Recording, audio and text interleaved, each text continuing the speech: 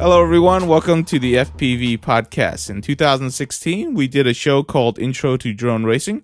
Proved to be one of our most popular podcasts. So in 2017, we're going to go ahead and recreate it and update it to the latest information because drone racing changes quite often and it's dramatically different now. So with me is Paul again. He's going to tell us what's changed and what's going on. So Paul, please introduce yourself.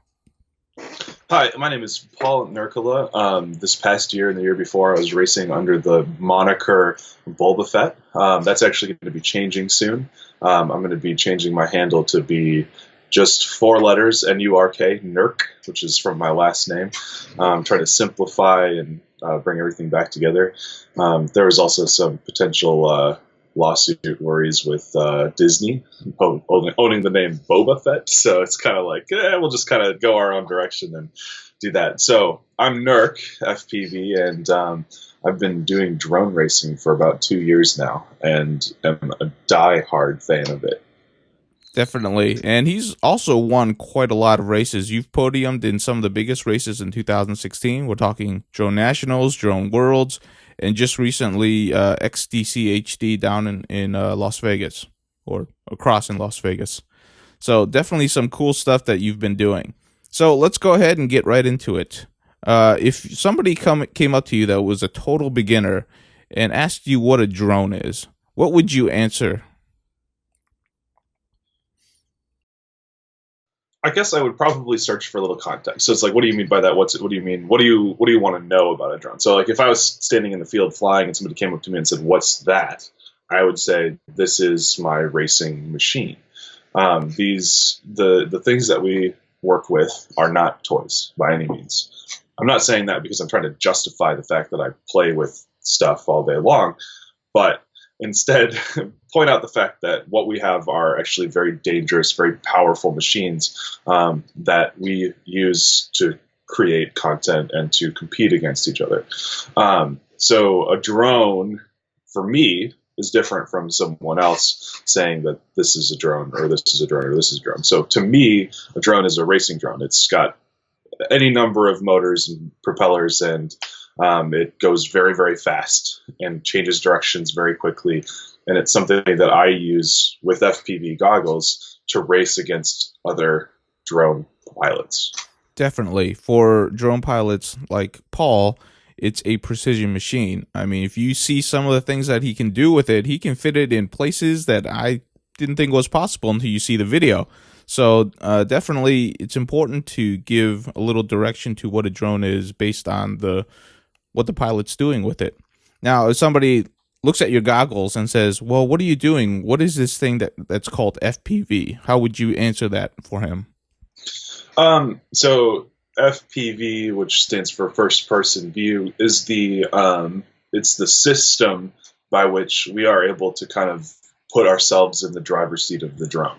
Right. So because we're moving at very high speeds and we're moving away from ourselves and we're working with like 3-dimensional courses and stuff like that, we need to have perspective from the drone. And so on the drone, there's a camera and a transmitter that takes the image from the camera, transmits it back to a set of goggles or a screen or some sort of visual display device that we either put over our eyes or in front of ourselves so that we can feel as though we are riding on the machine.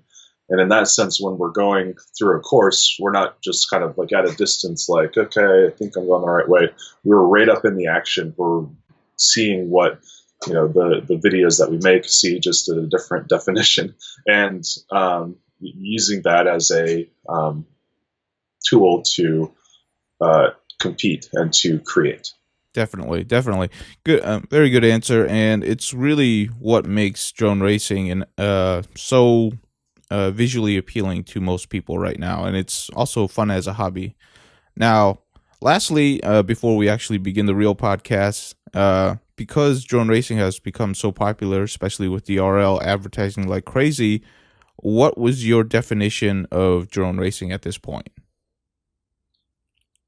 What is my definition of drone racing at this point? Drone racing, that's an interesting question, and I'm going to answer it in a personal way instead of in a dictionary way. To me, drone racing is an expression. Okay, bear with me for a second. So I put in probably 20, 30 hours a week of flying, building, creating content, doing all sorts of stuff to get ready for a drone race, right? When you finally get to that race, you have usually like a minute and a half to make all of those hours, those hundreds of hours that you've spent practicing, tuning, building, working, thinking, just spending. I mean, you have 1 minute and 30 seconds to let all of that come together into that one moment. So when you sit down at a race and you're sitting there on the line waiting for the start tone to go off, all of that pressure is sitting on top of your chest. And it's either going to break you or you're going to succeed. And it's going to be one of the most satisfying things ever.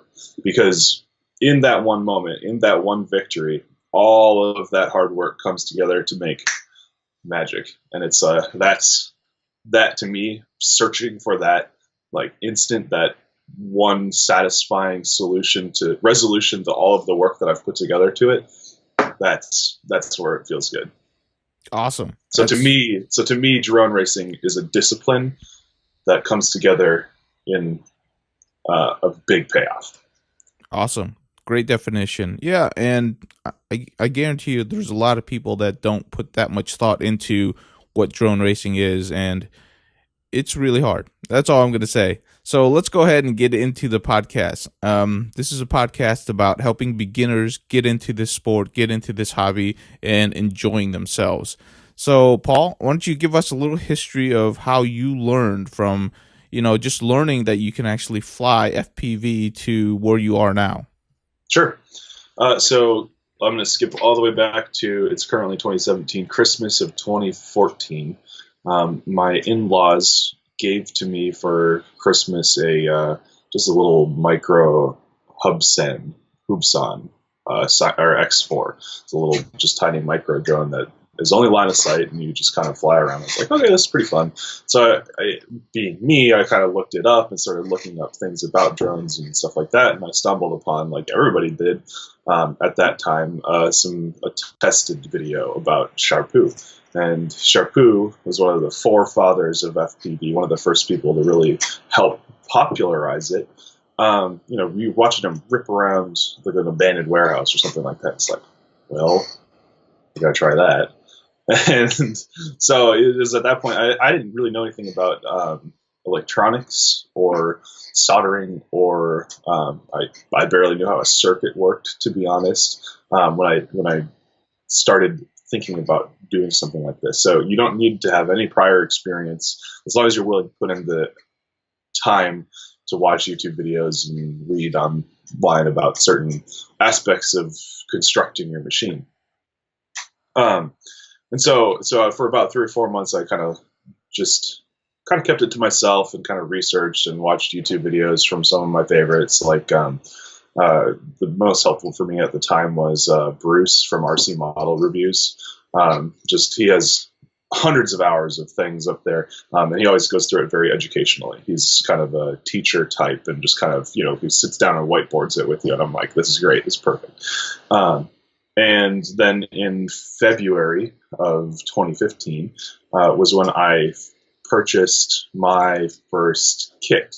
So I purchased the miniquadbros.com, their ZMR 250 FPV kit, and built that over the next week and a half, and finally made it, I think, on I think the date on YouTube shows March 15th of 2015. So that was my first ever flight. I was just hovering around in the garage, and so I did it like that. I just kind of did line of sight because I wanted to be comfortable with the scary machine that's flying around in front of me before I covered my face and counted on more technology to keep me in the air. And so I spent about 2 months flying line of sight. Finally got FPV stuff, like the Quantum V1 goggles from Hobby King, and then shortly, I think probably only a month into FPVing, I went to my first race, which was with Y here, down in Kentucky, Louisville, or Louisville. yeah, I don't know why I blanked on Louisville.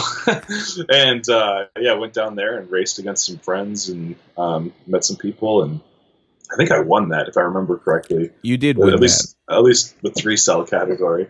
And I think I had actually just gotten my HD cam on my Xiaomi Yi right before that, and so I kind of filmed that process. And I think that was actually one of the first places that I was like, oh, I really like making videos too, which has become a big part of my journey through FPV. So, and then it's all downhill from there. So, And then it's all downhill from there. And then he got lost into the world of drone racing, and he never came back. yeah. I think after the experience of that one race, I think my interest initially had been to just do, freestyle and just kind of putz around and fly and have fun. Went to my first race. I'm like, nope, this is what it needs to be, because of, like we were talking about before, all of that work comes together to create that one moment, and that moment is where it's at. It's where it's at. Okay, so now you went through quite a lot of history, and like the ZMR days are over. There's like a bazillion frames, flight controllers, ESCs, and motors out there. For somebody who's just starting to learn, it seems like to me from the outside, if you were looking from the outside, the tech actually has gotten more difficult to learn. Would you say that's true or false? I would say that there's a lot more information in a lot better organized places than there used to be, but there's also more tech. So it figuring out the right route to take is probably harder than figuring out how to do it, if that makes sense. So like if you went and Googled how do I build a quadcopter, well, we'll just say how do I build a racing drone, and you could get, somebody's giving you this is the ultimate in performance, the most expensive and the most complicated, newest technologies route, or you could probably get like a basic machine that gets you in the air and learn how to practice. So the hard part right now, I think, is finding the right path to becoming a pilot, and that is a hard solution, hard thing to solve, because it's not just a game of putting the content out there, but making sure that people see your content first, and that's very hard to do. Yes. The Google battle is very difficult, as somebody from social media will tell you. So there's a project for you, Paul. Their budget beginner build. Actually, you probably have a ton of those already. I do. Okay, so moving on. Once you actually build your quadcopter, there's certain things that you would want to know before you actually fly it. Different modes for your flight controller: angle, horizon, and acro. So just give us a little bit of each, and any advice on what to start with and what to progress to. Mm-hmm. So with most firmware these days, and I'm not going to say all, and I'm not going to say only. There's 3 primary modes, like what I was saying. There's angle mode, horizon mode, and acro mode. And they sometimes change their names, but they all represent the same thing. Acro mode is full control. So what it means is that no matter what position you put the quad in, it's going to hold the angle you'd hold it to.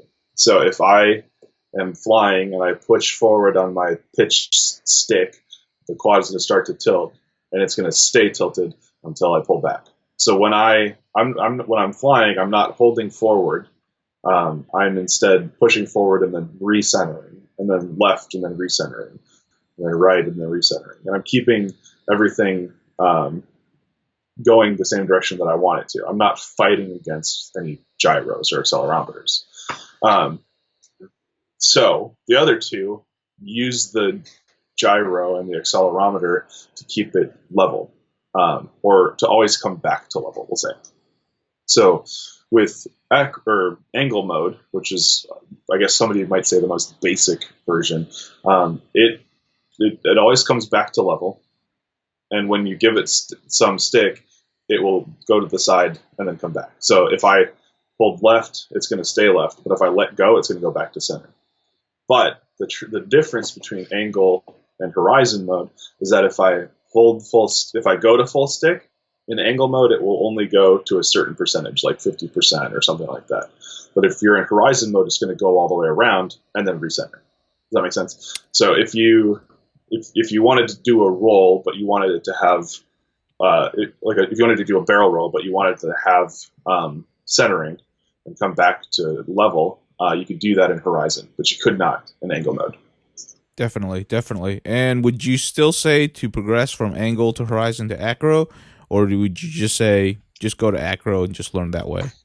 I kind of go back and forth. I think there's a time and a place for both, but anytime somebody asks me that question, I usually just say go straight to acro, because once you get to a certain point, you will never touch acro or angle and horizon again, or you're not supposed to. According to me. But at least for racing drones, like if you're flying bigger rigs, sure, do whatever you want. But and so the sooner you can get that to click in your brain, both for line of sight and FPV, the better. And you're going to progress faster as a result of it. The one thing I might say is dial your rates down and increase your expo so that everything is a little less touchy, so that you're not making really jerky, unexpected movements by accident. Yeah, definitely. Good advice there. Now, when it comes to line of sight and FPV, what would you say is your recommendations there for learning? So line of sight being using just your eyes, no goggles or anything. You're just looking at the quad in front of you and you're flying it. And that's hard. It's as hard as it sounds. I mean, doing maneuvers where you're coming at yourself, everything's reversed, or sideways, everything's off by 1 degree, and that's tricky. But I'm of the opinion that video can fail unexpectedly. Even if you've done everything right, it can just stop working. And if that happens, you want to be confident with your machine so that you are able to regain control a little bit. And so I think it's important that everybody has experience flying line of sight in those cases of emergency. Same goes for, I personally start when I'm tuning the machine, and then I assume we're going to talk about tuning at some point. But it's tricky to it makes it really easy to move through a tune fast by doing some stuff line of sight. And if you can't fly line of sight, then it gets really cumbersome and awkward and frustrating. Definitely, definitely. Actually, it's a good point to talk about tuning. So once you've actually intaked all of that information and you're ready to give it a try, one of the things that's most annoying about learning to fly is if you're buying a machine and building yourself, you're most likely going to have to tune it yourself. And a bad tune can give you bad flight characteristics. So sometimes it's difficult for you to discern whether or not you're just flying poorly or if your craft is tuned poorly. So what advice can you give to a beginner about that? Tuning is hard. There's no way around it. Understand control theory itself is not super hard to understand. You can find lots of videos about PID control theory online, but when it comes down to actually implementing it, it's like, is this right? Is this right? Because there's just so many variables that go into it, right? You're working on 3 axes. You're working with 6 different values for each axis. So there's a combination of bazillions of settings that you could take, and only a certain small subset of them will work. So my recommendation is to find the best person. If there's somebody, if people fly near you, find the best person in your area. Once you're able to, confidently-ish fly a quad, ask them if you can fly theirs. And so you can, and assuming that they can tune. Like if somebody came up to me and said, "Hey, can I fly one of your quads?" I would say, "No, I suck at tuning. Fly Adams, who's my friend, and his fly a lot better than mine." But what I'm saying is, if you can experience what a good tune is, then you know what is not working with your own. So you know that there is something better to be searching for, and that it's not just inexperienced flying. Yep, and also if you go online and you find like one of Paul's videos or somebody else's build videos, they might already have tunes, published out so that you can have a good place to start. Because it's really hard to learn all that stuff in one go because you don't know where you need the most help, because like everything just comes at you once you lift off the ground. You know, it's stick control, it's, you know, the feel of the video, it's the quad itself flying. It's just a lot going on there. Don't get frustrated. That's my Yeah, advice. yeah. Be prepared to suck. I mean, there's certain things in life where it's not. This isn't a video game. It's not just something that you do for fun. It's expensive and frustrating and difficult. But like I was saying at the beginning, it's all about searching for that satisfaction. It's about achieving something. It's about pushing yourself to be better. And if you don't find satisfaction in that, then you might be in the wrong spot. But I think that everybody is here because they want to learn and progress and achieve. And that is a huge outlet for, or there's a huge outlet for that in FPV and FPV racing. Definitely. And like we've gone through a lot of information about what you need to know, and you know there are definitely places that you want to get information from. Any recommendations on what not to listen to? Because as much as there's good information out there, there's also bad information out there. So is there anything that you would say stay away from that, at least for the time being, especially when you're learning? There's this place called the FPV Podcast. They're a bunch of hacks. They don't know. Let me see how it is. All right, I'm deleting this. No, I don't think I've ever really come across like really really bad advice. At least not in bulk. You know, occasionally there's a post on like I would say don't go to Facebook for advice. I would say probably start with like RC groups and YouTube, because there's a little bit higher barrier to entry. Because like if you go to Facebook, it's really easy to just post something up and say like, "Oh, this is the best thing ever," and and even if it's negative press that it's getting, it might be easy to not realize that it's a bad idea. So where there's a higher barrier to entry, like RC groups, you know, because as dumb as it sounds, like you have to sign up for an account, you have to find the thing that you're looking for, and you have to, etc. Or YouTube, somebody has taken time and taken an effort to make a video or to make content around that thing. So usually there will be better quality information. Yeah, and just for your own reference, if you think something is good, try to get it from multiple sources, because it's hard for multiple sources to get it wrong all the time. Although this is true in life too, not just in drone racing. This is very true. This is very true. Okay, so let's get into some real quick recommendations on hardware to get, specifically things that will last a long time. So things that you put on your racing drone, they usually don't last very long because you're going to crash it. They wear out. Anything that flies in the air, don't expect a long lifespan from it, especially from the beginning. The things that everything is disposable on your machine. Like you if you treat it like it's you know, a phone, for example, or something that you kind of cherish and that you keep safe, you're never going to progress. Everything that you see is disposable. It sucks and it's a little bit more expensive, but if you treat it poor, or if you treat it too well, you're going to hold yourself back, I think. Definitely. Some of the stuff that they do out there, flying through small holes, doing those inverted tricks, they come with a lot of danger. And then either from the ground, a tree, whatever you have it. And you're just going to crash and break stuff. That's life. So the things that you can kind of long-term hold on to are, in my opinion, and we can go through each one a little bit, goggles, chargers, in the radio. Those are all important parts of actually learning this hobby, this sport, that will stay with you for as long as you want to actually do this hobby. So, Paul, any recommendations on like starter goggles to like the best goggles you can ever own? Sure. And just to add to your list, quality tools are good too. You spend a lot of time building. I think that's going to be an important piece of the hobby. So, goggles. There's a lot more options now than there were when I got started. And I have not taken a lot of time to go look at any of them because I have what I like and I like what I fly, so I don't change. That being said, I know that there's a number of different just headsets, like boxes with a screen at the end that have come out. I think you can get them as low as like $50. So if you're not sure, or on a super tight budget, I don't think you could go wrong with getting a super cheap one just to try it out and play around with it. Because that's a tool that you can keep around. You can hand it off to your significant other or to somebody else at the park, or assuming that you upgrade later.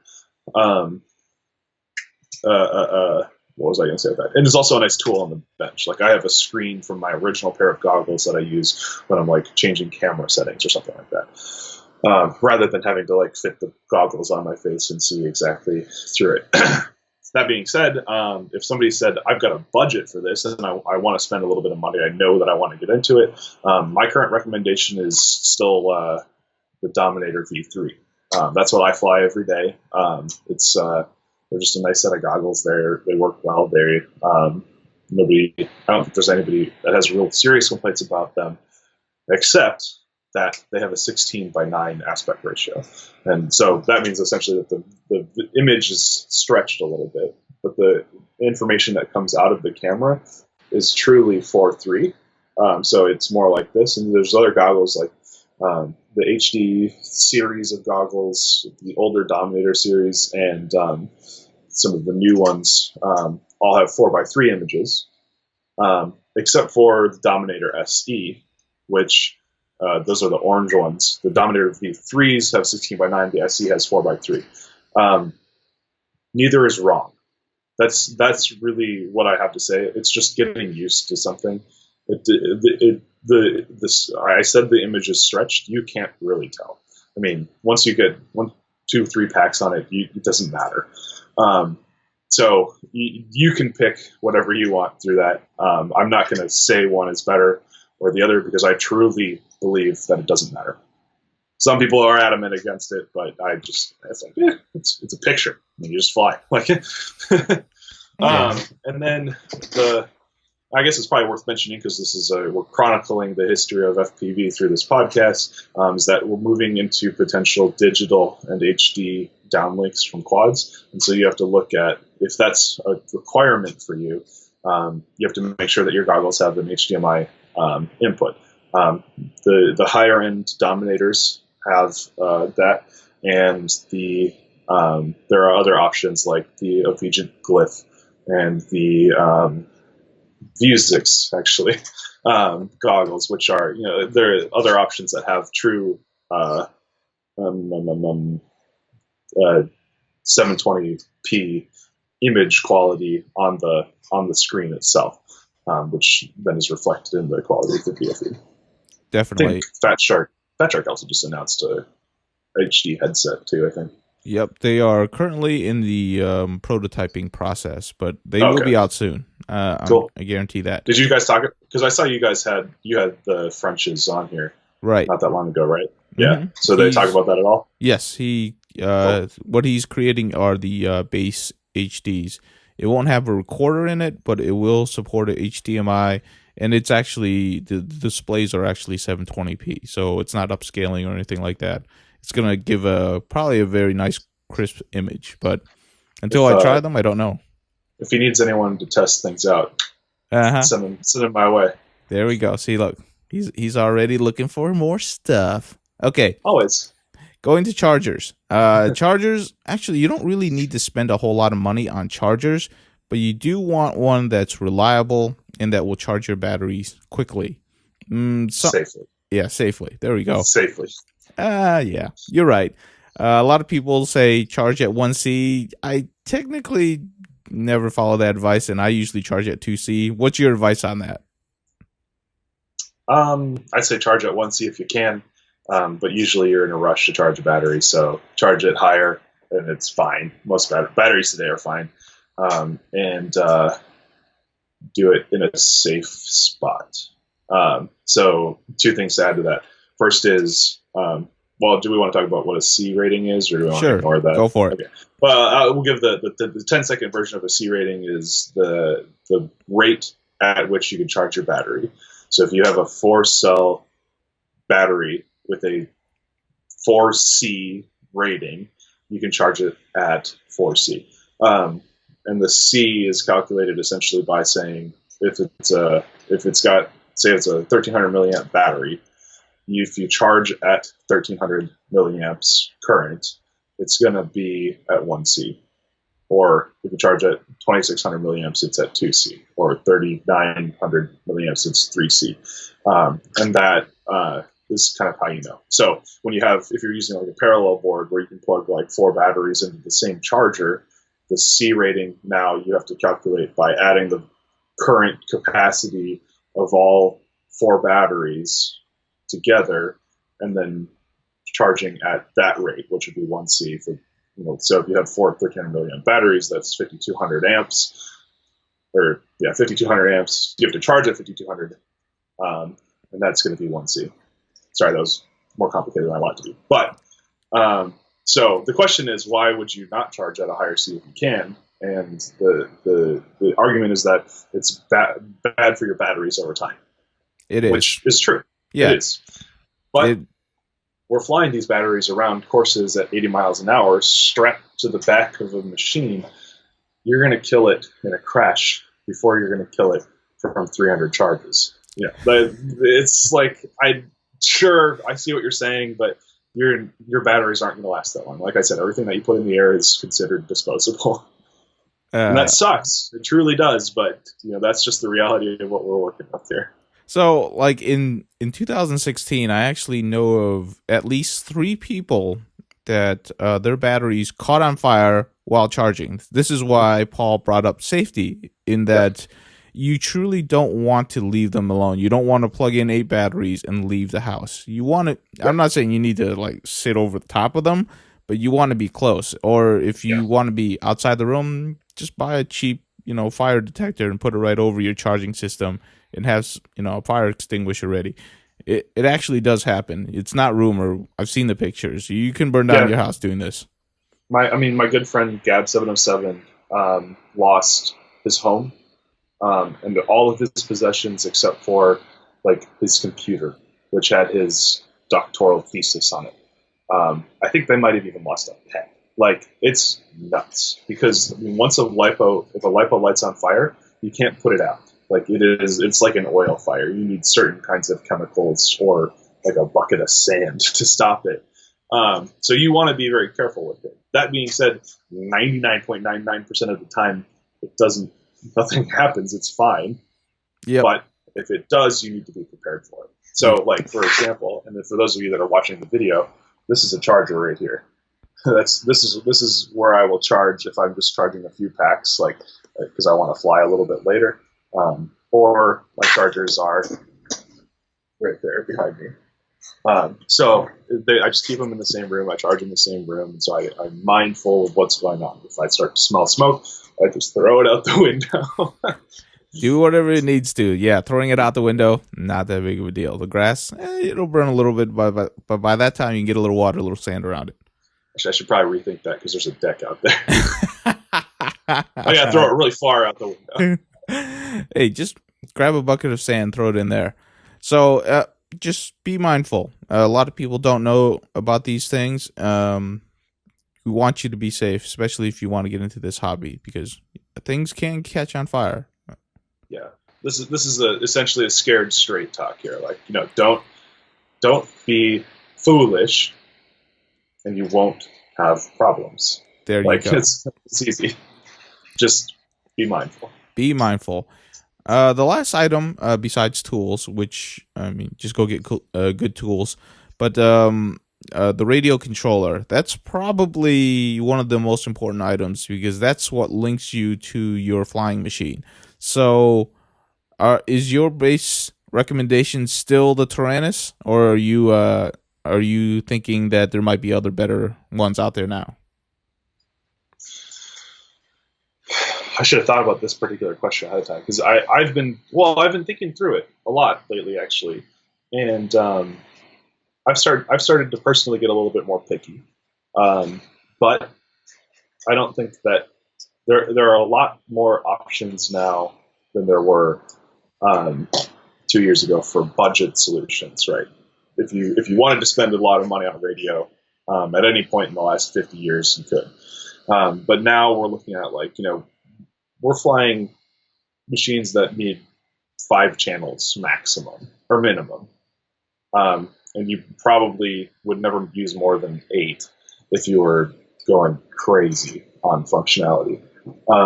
So when I look at a radio, I'm like, we don't need radios with 16 channels on them because we're not doing like super high intense mixing of flaps and landing gear and all this stuff. It's pitch, roll, elevator, aileron, arm. That's all you need. Usually, if you want a mode, you need a sixth. But so you look at options like the Spectrum DX6, DX6E, and stuff like that. Or there's another one that came out fairly recently, which is the Turn G Evolution or Revolution. Yes. It's Evolution, and it's fine.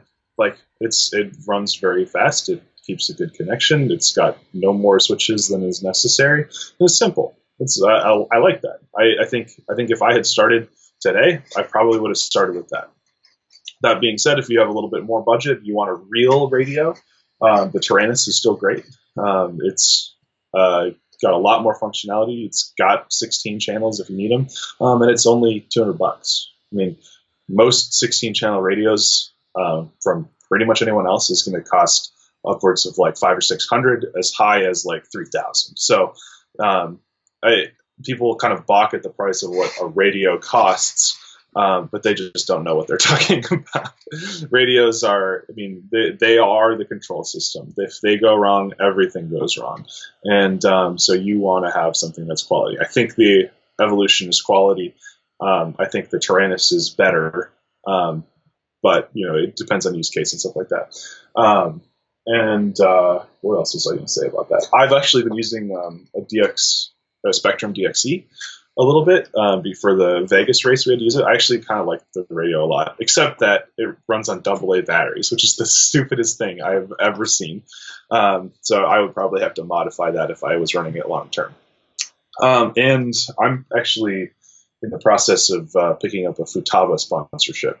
And so they have I have a very high-end radio from them that it's pretty awesome. But so if you can spend the money, it's worth it. But if you're just getting started, get something like the Evolution or the basic Spectrums or a Tyrannus. Definitely. And like a lot of people will tell you, you pick up the controller you want based on the gimbals that you like to work with, right? So every controller has a different type of gimbal.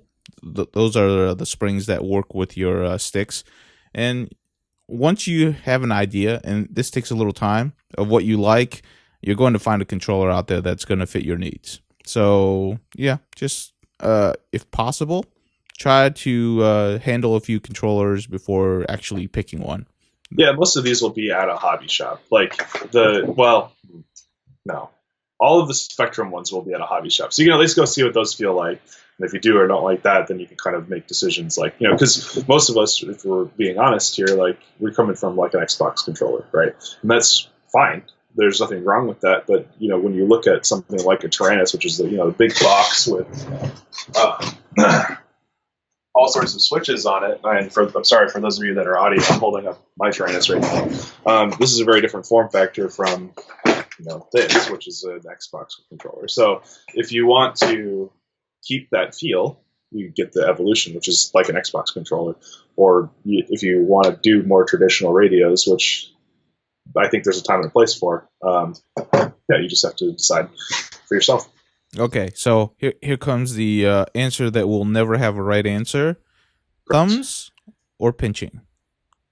I like many people do the hybrid approach where you have the thumb over the top, and then another finger to kind of stabilize, which I think is pretty good because if you're nervous or cold, you're going to have a little bit of a jitter, and having a little bit more stable is going to just be better for you. I fell into a little bit of a hype train when pinching started becoming popular amongst our generation of RC enthusiasts. And I don't regret it.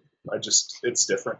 And I mean, Banny UK, Sean Taylor, they all win very big competitions with their thumbs. But then there's also Zach Thayer, Jordan Tentian, I guess me, that pinch and do very well as well. So I don't think there's a right answer.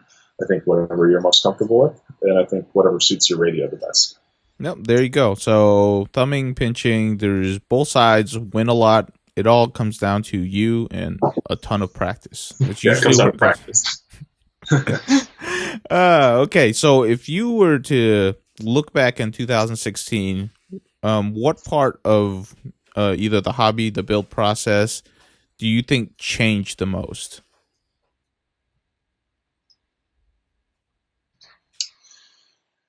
So I think I have two things that I want to talk about for that. The first is that I think the community itself has become better and more active and more um, coherent, I guess. And information has become distilled and organized. Okay, so the first is the community. The community, if you look back at 2015 essentially now.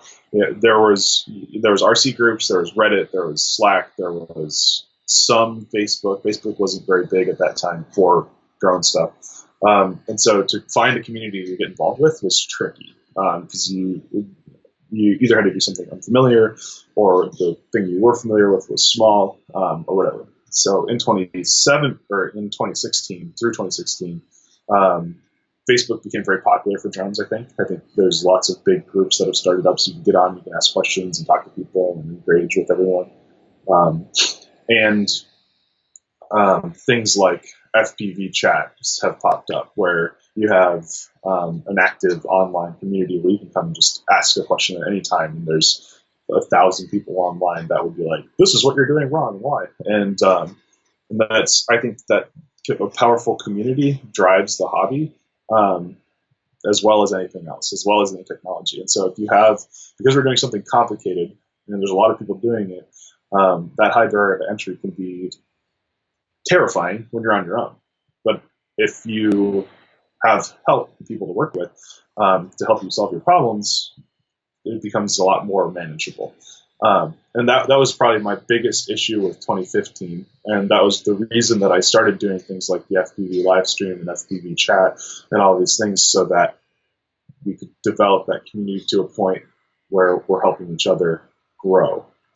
Um, and then the same is true with information. Information in 2015 was very sporadic. Like, if you wanted to ask, how do I set up a flight controller, you would either get useless information, or this is how you do it on this specific thing with this one receiver with this one content. I think in 2016 there's become a lot more focus on like theory essentially and the holistic understanding of what's going on. You look at like Joshua Bardwell. You look at uh, Joshua Bardwell's a YouTuber. UAV Futures, Bruce from RC Model Reviews. They talk about the theory and then explain the practice, and those kinds of that movement of content creation over time has created a better opportunity for everyone to learn and progress holistically. Does that make sense? Yep. So for the FPV community overall, I think the biggest change from 2015 to 26, or from 2016, between 2015 and 2016, because we've been in 2016 for like 2 weeks now, so I'm like still, no, we've been in 20, I give up. Anyway, but so the thing that's changed the most is that a community has surged and created holistic organized content. So Cool. now beginner has a much better framework for starting than anyone did before. Yeah, they're definitely, trust me, pretty much any social media platform, and I'm considering YouTube somewhat as a social media platform, you can find a group that you can hang with, and they're more than accepting of new people, because everybody's trying to grow, trying to get more people involved into the sport, the hobby. So definitely a very welcoming community at this point. And if you're at all interested, you should go check them out and just hang out there. You don't even need to be in the sport, in the hobby, to actually enjoy some of the content that's being produced right now. So it's great. So moving on to kind of the next set of topics. So say a person actually got into the sport, and just like you, they're hooked. They're like, you know what? I'm there. I want to progress to the next level, kind of like you did. Tell us about like your journey from like, hey, I've learned how to build this. I won my first race. You know what? I think this has a chance to become a good career, or at least something that I want to dedicate a lot of time to. What was your progression like? What was your journey like? So at the beginning, we talked about um, discipline and self improvement and bettering yourself, investing in yourself um, as an outlet for a hobby, right? So people, so if you look at how people spend their free time, you know, you've got people who run, or people who cycle, or people who, you know, paint or draw or play piano, something like that. Like, so you look at all of those different outlets, and they're all of like what we would consider to be the good hobbies are, you know, are ways of practicing self improvement and making yourself better and making yourself a more whole person.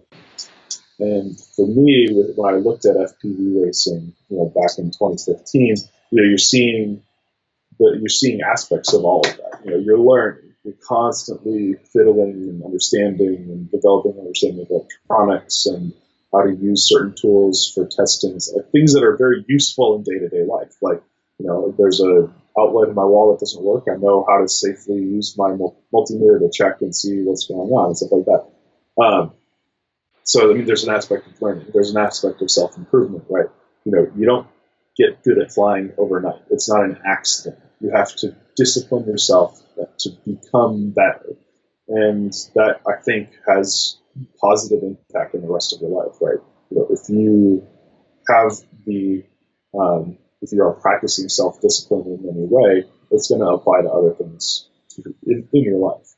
The community is amazing because, you know, when I go to an event, or when I went to an event back then, you know, as just a guy, I didn't know anybody. You know, people are extremely inviting and extremely friendly. And people come up to you and say, "Hi, who are you? How long have you been doing this? Like, this is the coolest thing ever, right?" It's all kind of, you know, kind of just like praise the hobby, like it's a god. But that's, you know, whatever. But you know, you have a crash and there's immediately four people like, "What do you need? Like, let's get it fixed. Like, we're ready to go. We want to get you back in the air." Like that, you know, to be human, I think, is to be part of a community and to be social and engaged and to help one another and to be just to share and to just help each other. And those aspects of things came together to create this hobby. And so when I sit back and I look at that, there's nothing wrong with that. In fact, there's a lot good with it. So, you know, besides the fact that it's fun and that I get to play with cool toys and that I draw immense personal satisfaction from doing well, it's a good thing, right? I am part of a community. I am practicing self-discipline. I am learning every single day. Oh, something I forgot is for me, because I like to do a lot of content creation, making videos, taking pictures, doing all of this stuff. It's a creative outlet for me. I'm a programmer. I have no artistic skills. I had some music skills at one point in my life, and so now this is a way for me to kind of explore the creative side of things. How do I make a video that flows well and explains something clearly, and how do I take a picture that looks good and stuff like that? And I mean, all of this is coming together to enrich my life. So why not choose to pursue it more in depth? Definitely. And I mean, that's kind of an interesting thing, right? When people think of a specific discipline, they usually think they have to focus in on just a small set of skills. But really, to become a good drone racer, and you can see this if you actually follow any of Paul's doings when it comes to drone racing, there's actually a lot involved into it, right? You're building, so there's a lot of technical aspects. You're training to actually fly, so there's a lot of self-development. You're also doing a lot of social media, so you're learning into a lot of different technologies that were helpful to you almost anywhere. So there's definitely a lot to learn, and it's difficult. And sometimes, I don't know, do you feel overwhelmed at certain points? Like, big race coming up. You got to get this build ready, but you got to keep up with your social media. There's just a lot of gears turning. Yeah, absolutely. Yeah, and that's in the part of living a healthy, balanced life is figuring out when to just stop.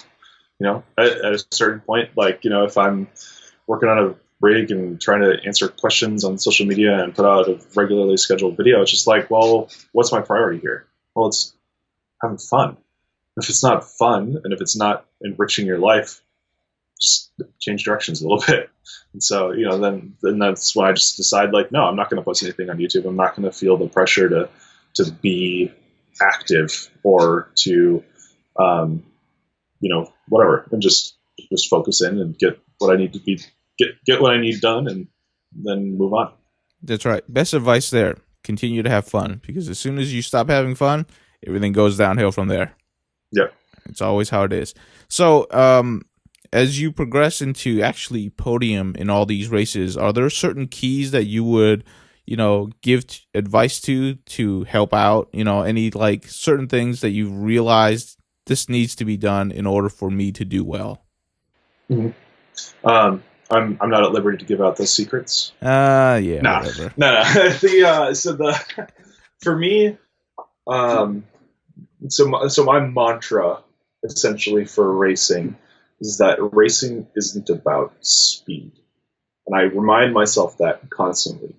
Racing is a mental exercise. Okay, bear with me as I kind of work through this, because when you are flying and you are trying to go fast, you are pushing yourself beyond what you know. Okay. So when you come to the race line and you see Sean Taylor, who I would argue is the fastest person in the world, take off and just bleed past you, the temptation to try to keep up and to try to be fast is overwhelming, right? So the mental exercise comes in when you say, no, I know I can't go that fast. I know how fast I can fly.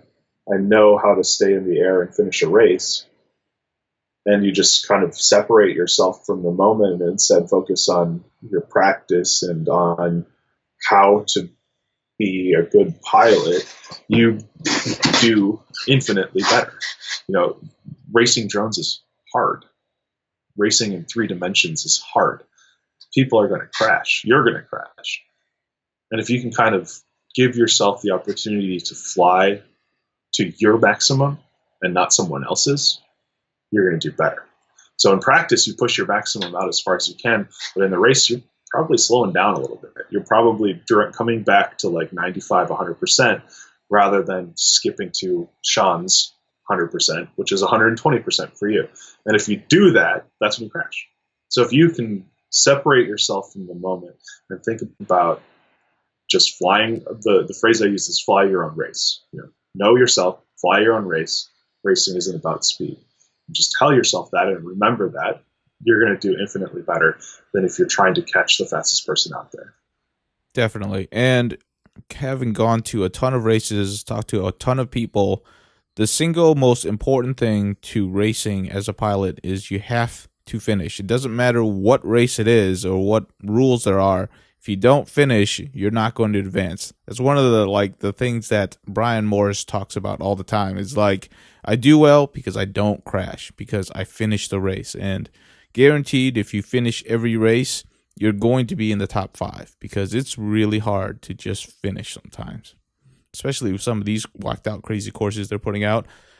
So let's last aspect, training. In your opinion, what is a good training regiment, and do you think simulators are still kind of meh for helping you out?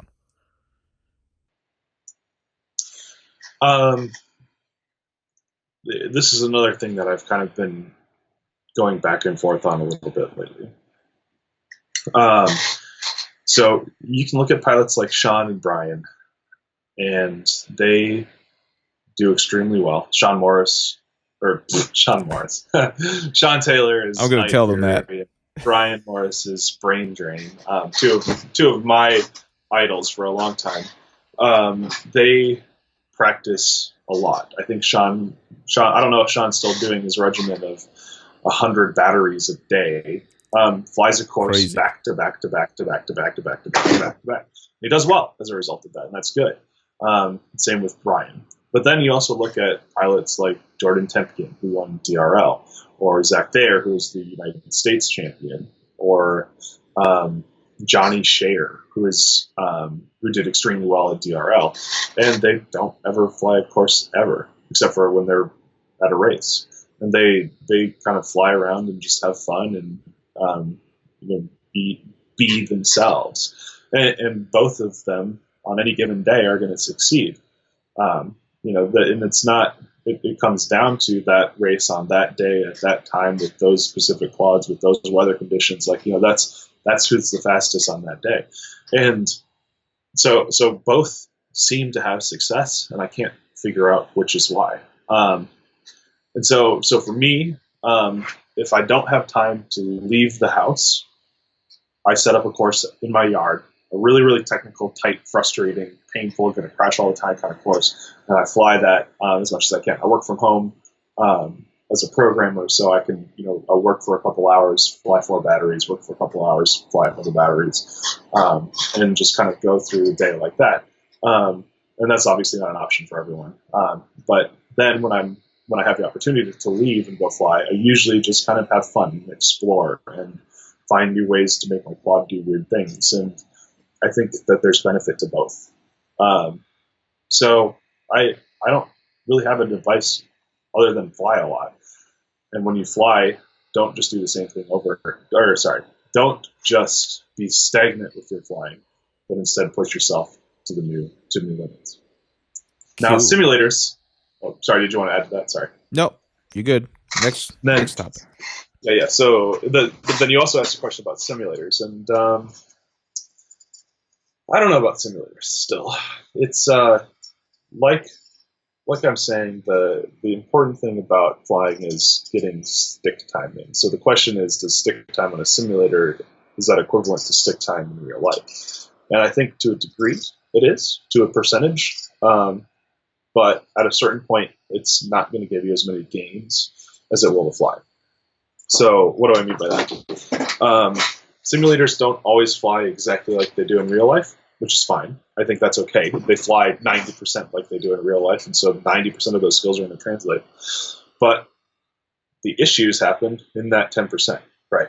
So when you're going around a course and you miss it by just 2 inches, you flip a prop and you're in the dirt, you might not always get that same experience in the simulator, if that makes sense. So 90% of your training could come from simulators, but that last 10% you still have to get the quad out there. There's different wind conditions. There's different, slightly different bent props like that. Simulators don't recreate, and you have to be prepared for that last 10% with a real machine.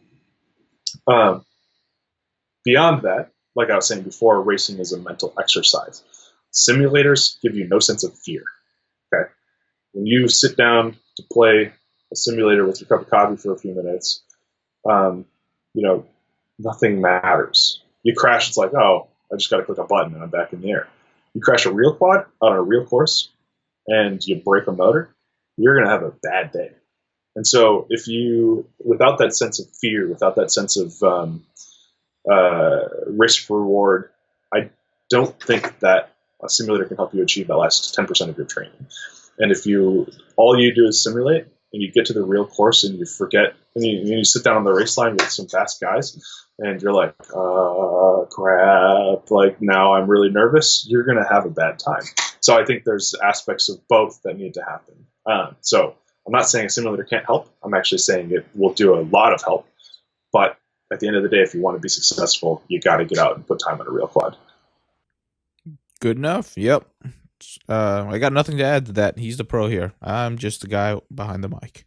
All right, moving on to social media. This has if I were to say what has changed the most in drone racing, the sport, social media would be my answer, because it has gotten so important. There's so many people out there just blaring from every social media site. It's actually gotten a little tough to try to soak it all in. So for you as a pilot who's trying to aspire to get sponsored and make this into a career, Like, how has social media changed, and how important is it to like just everyday life?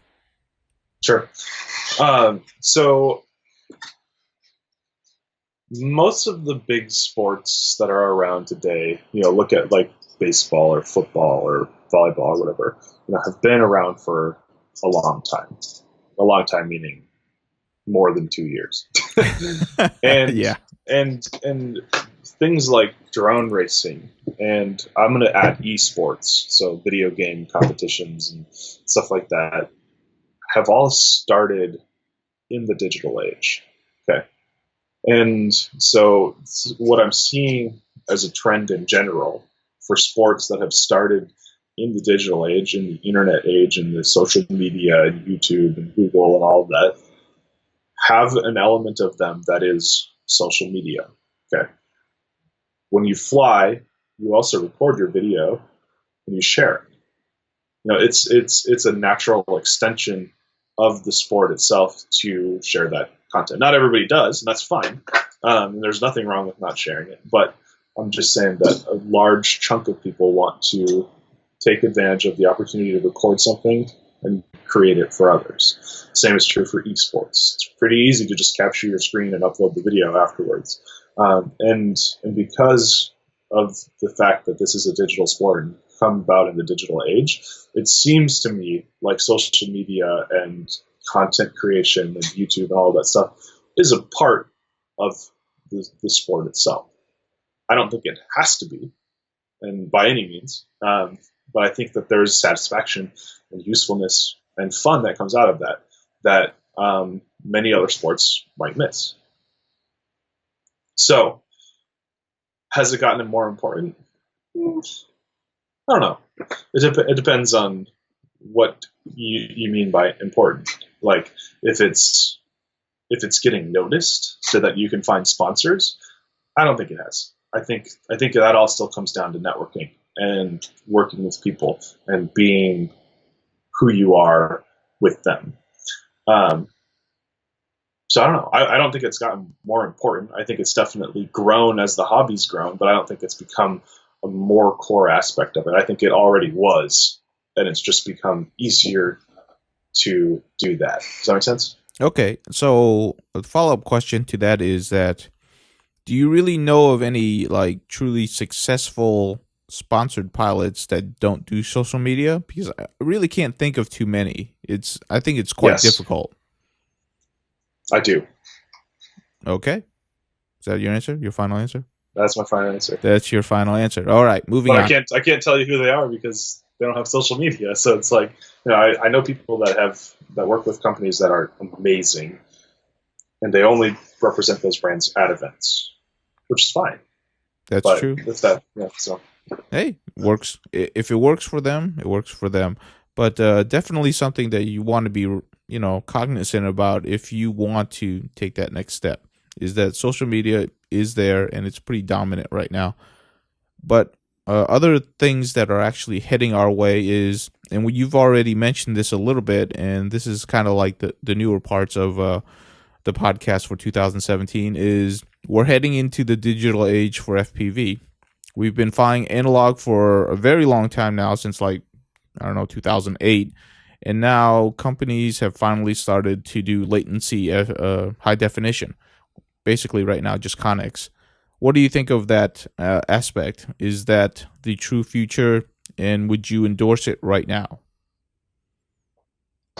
I've actually got a video coming out tomorrow that talks about this a little bit. So that's not tomorrow, Monday. But it's that's a good question. So first of all, maybe let's talk about the difference between analog and digital a little bit. Sure. Okay.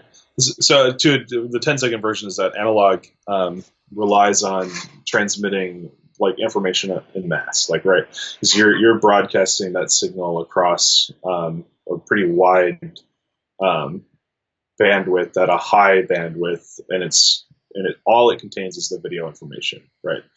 And so that makes it just kind of dumb technology. It's like using rabbit ears on a TV to pick up signals from around. Digital instead converts the video information into ones and zeros and sends that out a very small, pointed communication back to the ground station, which then translates it back into video information for the user, right? And but what's interesting about digital is that it doesn't have to merely contain um, video information. It can also send the voltage of the battery, the RSSI from the radio. It could send a whole bunch of other information back to the ground station and use that to create a more powerful experience for the user. So when people ask me, oh, what's it like to fly HD? I usually kind of step back from that and say, no, I am flying digital, and digital has a lot of extra power that analog can't do. And so, one thing that you could think about, like, for example, is, one place that I see digital easily going in the future is that, say you have a race event with 6 digital ground stations. And those ground stations, because they're computers, can all be connected together. And all of the information coming back from those drones can now be compared and overlaid and said, okay, X user is in first. And you on your ground station, it will display on your screen, you're in first place right now. And then the next person is in third, and whatever. And that just by taking all that information and creating this more powerful system around it, we're able to push functionality of racing to a new level. And so I'm excited to see what happens with that. So people kind of, when people say, like, oh, it's flying HD, it's like, no, yes, that's part of it, but the power is actually coming from the information, not from the video quality. Because we can obviously fly well on the video quality that we have now. Definitely. There are things that go wrong with it, obviously. But by creating information, we're able to create frameworks and more powerful racing experiences. Definitely. So that's where the power of digital FPV is coming here in the future.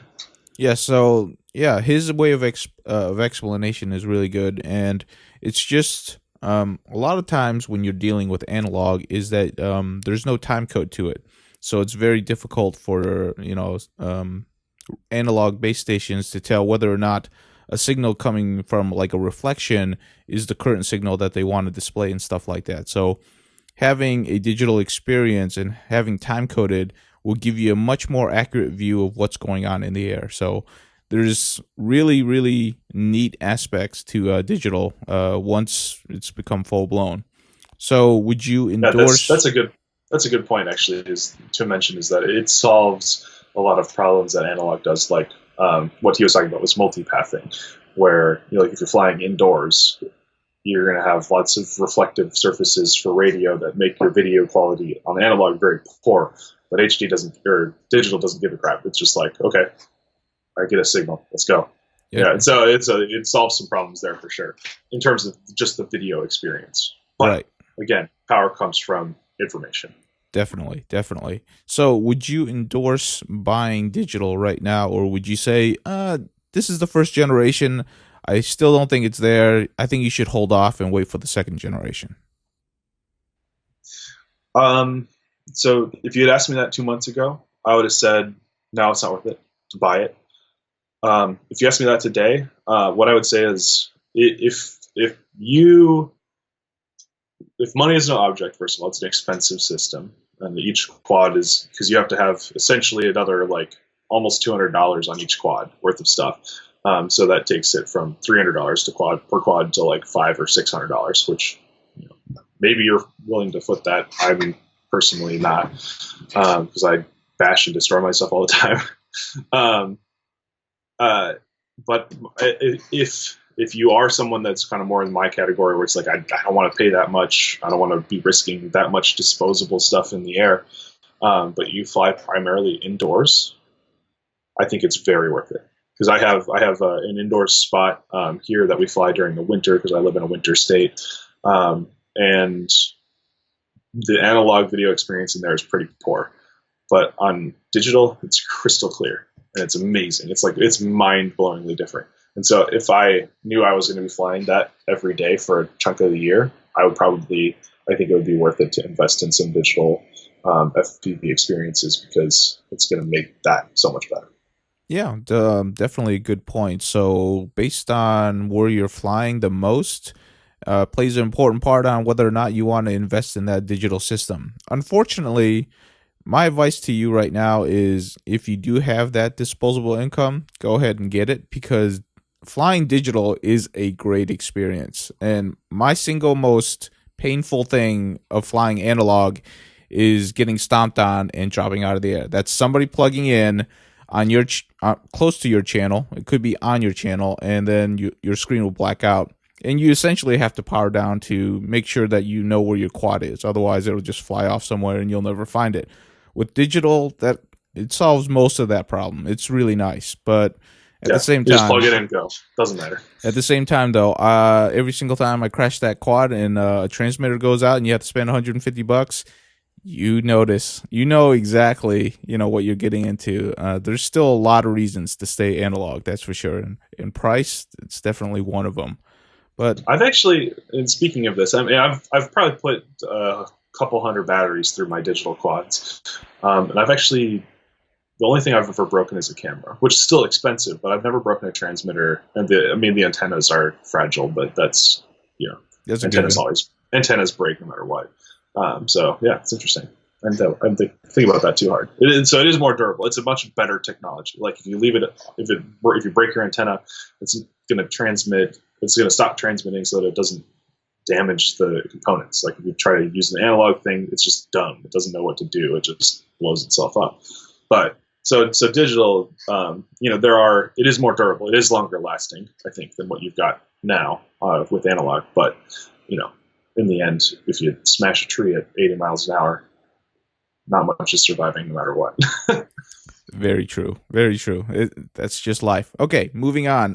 2016, we also saw the introduction of professional broadcasted drone racing, is what I'm going to call it, which is DRL. Drone Racing League made it onto ESPN, made a big splash. Everybody that I've talked to that have actually watched it on ESPN were interested at least. They might not be interested in the drone racing sport, but they made it enough of a spectacle to where they will at least watch it, especially if nothing else is on, right? It's still a very compelling viewing experience. Paul, you've been into several DRL events. Tell me what your experiences are and what you think of DRL. Sure. So I was invited to participate in 2016 as what they called a coach, and the coach didn't actually make it to TV. I think we were just there kind of like as a test bed to see if this is something that could work in the future. But so I was there kind of just observing and talking to a couple pilots to kind of help them work through their process at the course, right? Because when you're there competing against other people, you're not always going to share with them what you would share with someone who is not competing against you. So we were there kind of just as an outlet for them to kind of relieve some internal pressure because there's an audience there and they're doing it for TV and there's a camera in their face and there's someone saying, hey, why are you feeling so sad or angry or frustrated, and trying to kind of get that emotion out of you.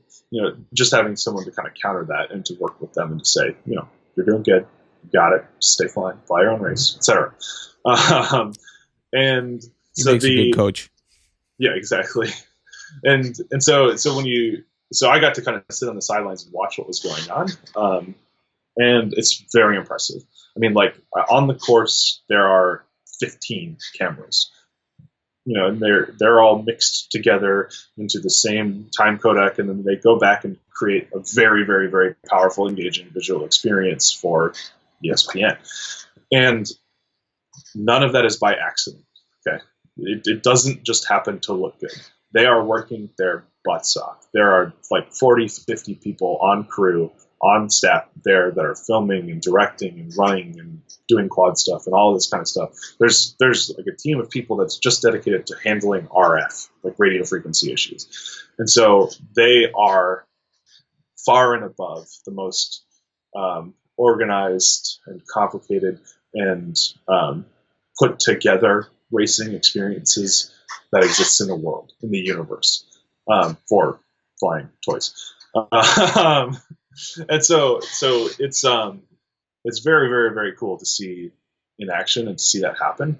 And so when I say that DRL is doing it best, it's from having experienced them at their best and seeing what they can do with who they are.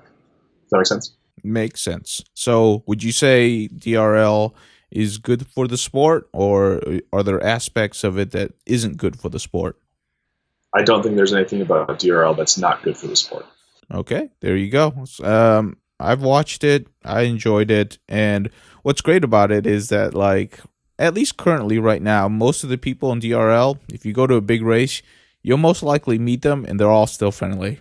I'm just gonna say, Oh, they're all great guys. yeah, they're all great absolutely. guys. So I was we were out in Vegas. We went go-kart racing. Where you actually drive the go-kart, and then we flew around the course a little bit afterwards too. But I was just kind of standing around and talking to some of other people that were there, not part of the FPV group. And somebody one of the guys leaned over, was like, "Are those the guys from DRL? Like, is that Jordan? Is it Jet?" I'm like, "What? Did this just happen? Like, just some random guy, not a drone racer, not anything." He's like, I think that's Jet." And I was like, "Yep, that's him. yep. He's an asshole." I'm gonna tell Jet you said that. That's pretty funny. So so it's cool to see drone racing pop into the mainstream a little bit. And I hope that it continues to do so, because it means a larger audience, larger numbers to work with, more money pouring in to just continue building something that we passionately care about. And I don't think there's anything wrong that could come from that. Definitely. Well, there's definitely things that's wrong that come the way that it's going right now. It's awesome. Yeah, there you go. So, thumbs up from Paul for DRL, which is, yeah, I mean, they're definitely the best when it comes to shooting footage. No question there. So let's get into a little bit about the racing itself. Now, there's actually a lot of different formats in racing. Do you feel like the format in racing is going in a good direction? Because, like, most people fly the most laps, which is you get a set amount of time and they count your laps and it's cumulative. So at the end of the day, whoever did the most laps wins. Do you still like that format, or do you want the format to evolve, progress, or just change completely? Mm-hmm. My favorite format right now, I'll just answer it this way, is to use what you're talking about, most laps format, as qualifying to build a bracket. And then there's a cutoff point for the bracket. So, say you have 50 people come out for a race, and you can only take 32, I think, breaks down into a tournament bracket. Cut off the last 18 people, and everybody knows that ahead of time. You are competing against everyone else to get enough laps to move on to the elimination rounds. And then from there on, it's 4 down, 6 down, heads up racing, double elimination until you get to the finals, with a loser bracket coming back in. I think that has been the best experience for me personally when I've done racing, and I think that's the way I want it to go. There's the other way that people commonly do it is to say fastest lap based qualifying, where one single lap counts for your position standing overall. And I do not like that at all, because it does not demonstrate consistency and certain aspects of racing that I think are most important. So most laps format for qualifying, and then heads up after that. Okay. Double elimination gives everyone the opportunity to make a mistake, because things happen. It's complicated. It's hard. You're much more likely to make a stupid mistake in this than any other kind of racing, I would say, in the world. Yep. And there's a lot of external factors right now that could cause you to crash. Bad video, wind, the gates just bent over the wrong way because somebody else crashed into it right before you. There's just all sorts of things. So definitely, I think they've hit on a pretty winning formula, but who knows? Somebody might come and shake that up and get a better formula. I guess we will see. Although I will say double elimination is really hard to follow for the audience. Unless you really sit down and look at the chart, it can be a little frustrating to see where all those lines go. It's like, is he out? Is he not out? What's going on? Yeah. All right. Last thing before we wrap up. Let's do a quick gear check for you. So, what are you currently flying, and what is your setup? Sure. Let me make sure I've got everything handy here. So, for I'll just go through my non-quad gear and then move into quad gear later. So for my radio, I currently have been using a Futaba T18SZ, Ooh, which is a nice radio. that's a very nice that radio. I've been working with the Futaba guys. They're about to start doing some cool stuff in the drone community, I think. And so this is the radio that I've been flying primarily, even though a lot of my stuff is still on my Taranis, and there's a requirement for Taranis for some things in the near future for me.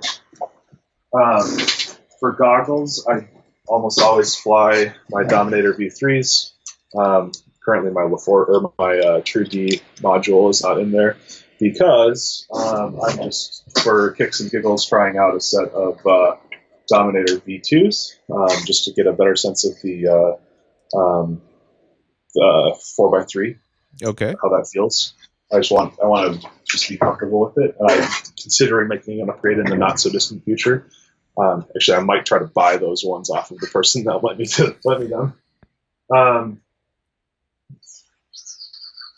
What else matters? You can talk about the quad itself and what's on the quad. Okay. Yeah. So for racing, I have a very specific formula. This is the Atmospheric Adventures Kratos is the frame. It's a 6-inch stretch X with a bunch of really nice features for improving flight experience. It doesn't necessarily improve flight performance, but it improves flight experience, I think. Some durability things that are awesome, and all sorts of goodies. I've got tons of information about it on my YouTube channel. This is my design for a frame. On it is the RunCam Swift, and I'm going to be switching these all up to RunCam Swift 2s soon, which have like a voltage sensing, VBAT, OSD, and all that stuff. The receiver is a Futaba R8006 or something like that. It's a 6-channel S-Bus capable fastest receiver, but they're going to be coming out with some small ones for drones, which is a secret. Sweet. It's not a secret, but it's I think it's soon. TBS Unify Pro HV for the receiver. I run it off the 12-volt rail on my simple PDB from Ready to Fly Quads. T-Motor is one of my sponsors, and these are the F60 2450 kV motors, and I will run them on Racecraft 5051s, Dow Biblade 5045 bull nose or blunt nose, or 6040 King Kong props, depending on the course. The motors handle each of them very well. I think if I knew that I was going to be in a series of racing that was dependent on really big courses, I might change the KV on these and get something a little bit higher for the big straightaways, and then run 5045s all the time. The flight controller is a Flip 32 F3 from Ready to Fly Quads. It's dirt cheap, super simple, doesn't go wrong, doesn't need stupid soft mounting or anything. It flies really nice. That's been my favorite for racing, and is doing very, very well for me. And then the ESCs are XM20s. XM20s are actually very old ESCs by today's standards, but they are durable. They don't break down. They don't mess up. They just do what I need them to do. And that's the most important thing to me for racing, is that they are consistent. And XM20s have been far and beyond the most consistent thing that I've ever tried. That being said, I've been playing with because T-Motor is my sponsor. I've been playing with the T-Motor F30 series of ESCs, and they are juicy.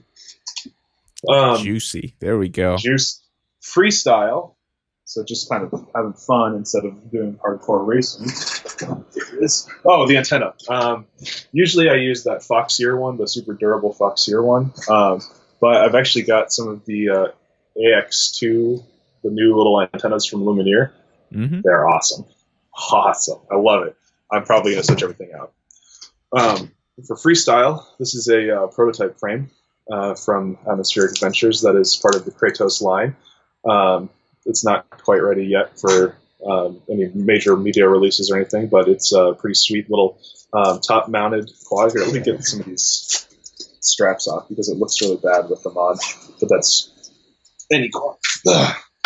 It's got a little GoPro Session holder, carbon fiber, that holds it at a certain angle, much like the Astro True X, which is my favorite freestyle frame before this one. And it top mounts the battery back behind it. And on it, I have the Lux V2 flight controller. It sets them up for testing. I have it soft mounted, which solves some issues with them. And I have a big capacitor in it to also help relieve some digital noise going through the Lux. But once I did those, it flies very, very well with the T-Motor F60 2450s. And this one has the T-Motor F30 6S capable ones. I don't run it on 6S, but they're capable.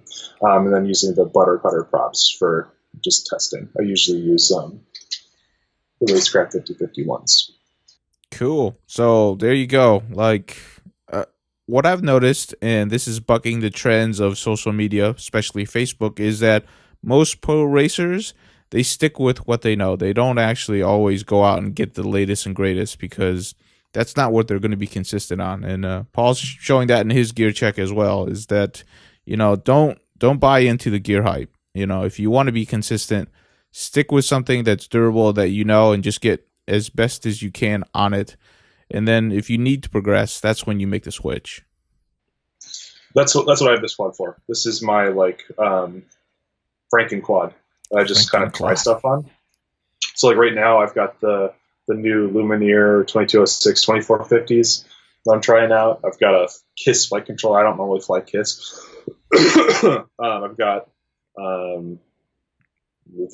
videos normal, the camera. I actually have a 2.5 millimeter lens on here instead of the 1.8 that I normally run. I just try stuff with it, and I have fun. And I've got a video coming out in a couple days featuring that quad and KISS and all of that kind of stuff. So it's just if you want to try stuff, don't hesitate to.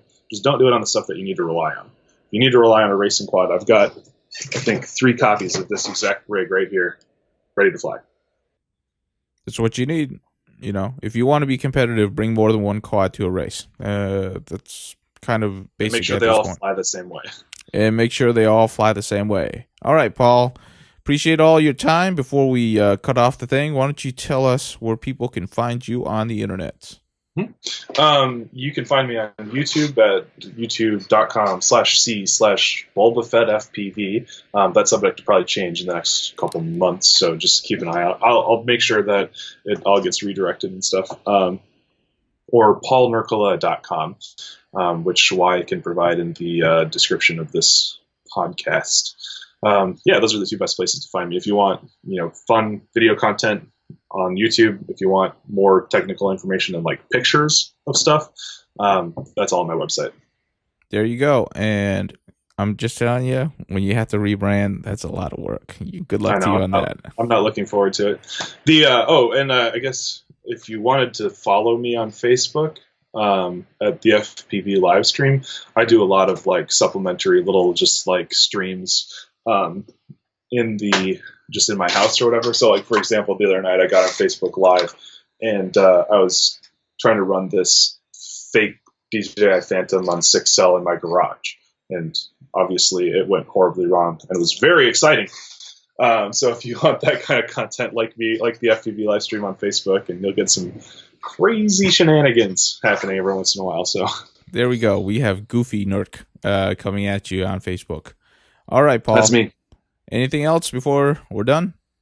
That's it. Just, enjoy what you do. Be a part of the community. Find satisfaction in everything you do, and stay flying. There you go. We're wrapping up for 2017 for this particular podcast, and hopefully you'll join us for 2018 of this particular show. Signing off.